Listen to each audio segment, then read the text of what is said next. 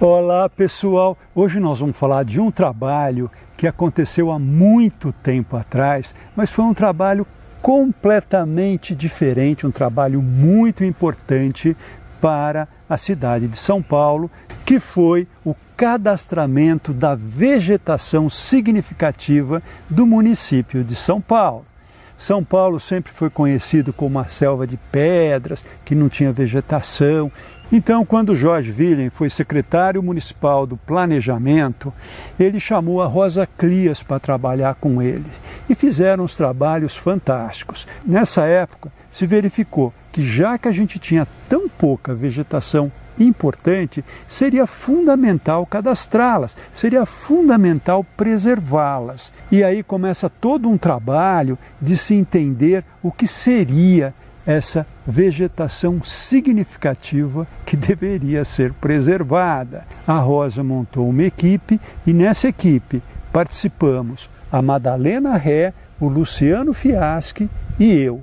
E foi um trabalho sensacional, um trabalho de revisão de conceitos, um trabalho de muita gente trabalhando na rua, fotografando, numa época que praticamente a gente nem tinha mapa. Claro que tinha os mapas do centro da cidade, dos bairros melhores, mas nas periferias a gente não tinha nem o arruamento cadastrado. Lembre-se, era uma época pré-computador, era uma época pré-internet, era uma época pré-Google. Então, realmente, a gente trabalhou com levantamento de fotografias branco e preto, feito no final da década de 70, e ali tinha uma técnica da gente pôr uma foto próxima à outra, botava um óculos para dar uma sensação de tridimensionalidade, uma coisa muito rústica, uma coisa muito simples, e a gente conseguiu fazer um trabalho maravilhoso. Mas esse trabalho eu quero explicar melhor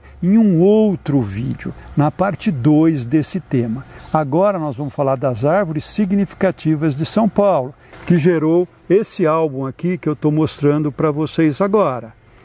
Nós estávamos iniciando o trabalho, discutindo conceitos, o que seria essa vegetação significativa. Tinha coisas que era consenso, por exemplo, uma planta rara ou uma planta em extinção. Claro que é uma planta significativa, não havia dúvida, mas um abacateiro, por exemplo, que estava cheio em alguns bairros, reprodução feita de um dar mudinha para o outro, sabe aquela história de um dar para o vizinho planta e planta o outro? Tinha regiões cheias de abacateiros. O abacateiro não é uma espécie nativa, valia a pena preservá-los ou não? E um eucalipto, valia a pena preservá-los? E nós começamos a discutir, paisagistas que somos, a questão da paisagem. Como é que esse eucalipto, como é que esse abacate apareciam na paisagem? Ele era um ponto focal da paisagem, ele compunha um maciço. Como é que ele se apresentava paisagisticamente naquele cenário? E é esse consenso que vai aparecer nesse álbum. Aqui nós pegamos alguns exemplares isolados de árvores importantes da cidade, nós pegamos as áreas rurais e reservas, claro que aí tinha também bastante vegetação, os parques urbanos, as praças e os espaços públicos também seriam preservados, óbvio, as áreas institucionais e de uso público, como hospitais, cemitérios, escolas, que tivessem vegetação importante também entrariam, os bairros jardins e as vias arborizadas e, finalmente, os jardins residenciais. Então, desse consenso gerou esse trabalho, que foi uma amostra do trabalho maior que a gente viria a apresentar. Então, agora eu quero mostrar com detalhes esse álbum e cada página dele, qual era o universo que a gente ia abranger nesse trabalho final. Aqui então nós temos o álbum, com essa linda foto do Cristiano Mascaro na capa. E ele começa com as árvores. Nós temos o ipê roxo, o ipê amarelo, que são bastante comuns em São Paulo. Olha esse espetacular pau-brasil, ele está no sistema viário, ele está numa rua que chama Zapará. Olha essa paineira super majestosa também no sistema viário. Aqui aparecem o cedro e o jatobá. Esse jatobá está no pátio de uma escola e as crianças fazem o recreio na sombra dele. Olha que enorme essa canela. Temos aqui o açoita a cavalo. Esse é o Fico Bengalenses, aquela figueira extraordinária, onde hoje é o restaurante Figueira Rubaiá. Aqui temos um enorme abacateiro, bastante comum em muitas regiões de São Paulo. Agora nós vamos falar das áreas rurais e reservas. Essa foto é da Reserva Estadual da Cantareira. Olha a densidade. Aqui aparece a mata secundária, da beira da represa de Guarapiranga. E aqui um campo aberto. Continuando com as áreas rurais, aqui a gente vê uma área de cultivo de hortaliças ao lado dessa densa mata. A cultura do couve e da batata e um passoaré remanescente da mata. Indo para os parques públicos, a gente começa, obviamente, com o Parque do Ibirapuera, que tem bastante áreas abertas, formadas pelos lagos, pelos gramados, mas sempre abraçados pela arborização que cria o espaço. Aqui nós temos essa linda sequência de fotos tiradas debaixo da marquise do MASP, olhando o Parque Tenente Siqueira Campos, mais conhecido como Trianon. Esse parque tem resquícios da mata originária da região de São Paulo. Continuando os parques públicos, a gente vai ter o Parque da Luz, o primeiro jardim público da cidade, e foi inaugurado em 1825. Do lado, nós temos o Parque da Independência. Aqui houve um enorme movimento de terra para se criar esse projeto inspirado nos jardins franceses criados no século XVII pelo paisagista Lenotre. Uma foto do Parque Estadual da capital, antigo Horto Florestal da Cantareira. Entra também nesse álbum esse importante exemplo de densidade de vegetação que é o Parque do Morumbi. Aqui nós temos o Parque do Jaraguá, e essa foto mostra aqui em primeiro plano o maciço de Guapuruvu. Nesse caso eles estão recém-folhados, a floração vai acontecer logo em seguida.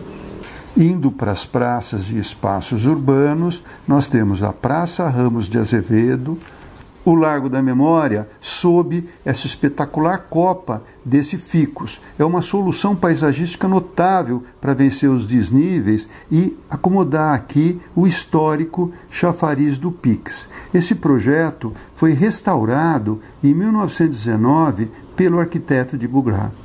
Nós temos na foto superior a Biblioteca Municipal Mário de Andrade e abaixo os jardins do Instituto Emílio Ribas, que abriga duas faculdades, a de Medicina e de Higiene, além do Instituto Médico Legal.